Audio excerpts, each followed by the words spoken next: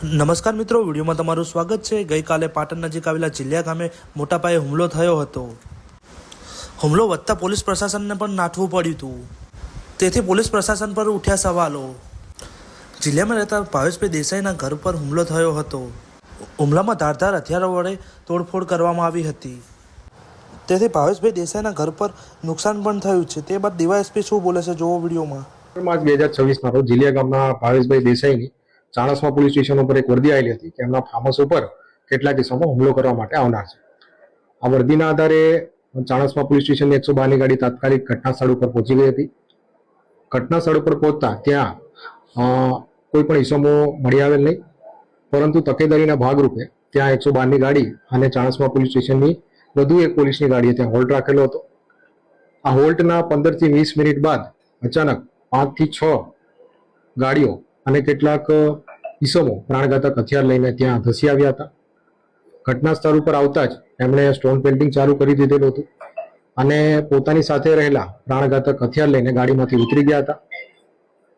આ જે ફાર્મ હાઉસના ગેટ આગળ જે સ્ટોન પેલ્ટિંગ કરતા હતા એ દરમિયાન એક પથ્થર પોલીસની ગાડીને પણ વાગ્યો હતો અને અત્યારે આ પરિસ્થિતિ જોતા પૂરતો પોલીસ ફોર્સ ના હોય, પૂરતા પોલીસ ફોર્સને લેવા માટે પોલીસની ગાડી ત્યાંથી નીકળી હતી અને જ્યારે પોલીસની ગાડી પરત આવી ત્યારે ઘટના ઉપર આ જે ઈસમો હતા એ મળી આવેલ હતા, પરંતુ આ ગુનાની ગંભીરતાને ધ્યાનમાં લેતા પોલીસે કોમ્બિંગ દરમિયાન આ જે ઈસમો હતા એમાંથી 3 ઈસમોને ડિટેન કરેલા છે, એક ગાડી પણ ડિટેન કરેલી છે અને આ સમગ્ર ઘટનાને બાદ જે ફરિયાદીની ફરિયાદ છે એના આધારે કુલ 3 નામજોગ આરોપી અને 15 થી 20 અજાણ્યા ઈસમો વિરુદ્ધ રાયોટિંગ અને જીપી એક્ટની રિલેવન્ટ સેક્શન અંતર્ગત ઓફેન્સ રજીસ્ટર કરવામાં આવ્યો છે।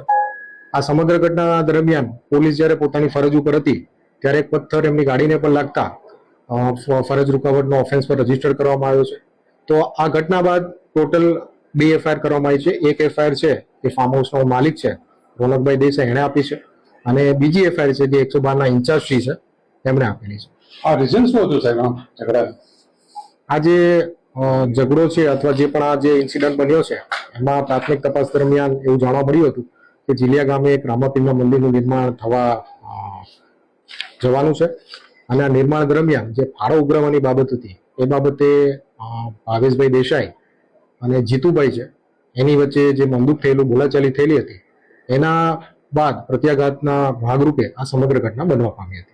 આ ઘટના બાદ ટોટલ 2 એફઆઈઆર થવા પામી છે। જે ફર્સ્ટ એફઆઈઆર છે તે ફાર્મ હાઉસના માલિક રોનકભાઈ દેસાઈ આપી છે કે જેમાં એમણે 3 ઈસમો, ઈસમ નંબર 1 જીતુબા, ઈસમ નંબર 2 જહુબા અને ઈસમ નંબર 3 દલપુજી, એમ કુલ 3 વ્યક્તિઓની નામજોગ એફઆઈઆર છે અને બાકીના 15 થી 20 અજાણ્યા ઈસમો વિરુદ્ધ ઓફેન્સ રજીસ્ટર કરવામાં આવ્યો છે અને જે પોલીસની એફઆઈઆર છે એમાં ફરિયાદી 112ના જે ઇન્ચાર્જ છે એમણે ફરિયાદ આપી છે। કોની અટકાયત કરી છે? અત્યારે જે કોમ્બિંગ દરમિયાન જે 3 ઈસમો છે એને ડિટેન કરવામાં આવે છે, એની સાથે જે ગાડી છે એને પણ ડિટેન કરવામાં આવે છે।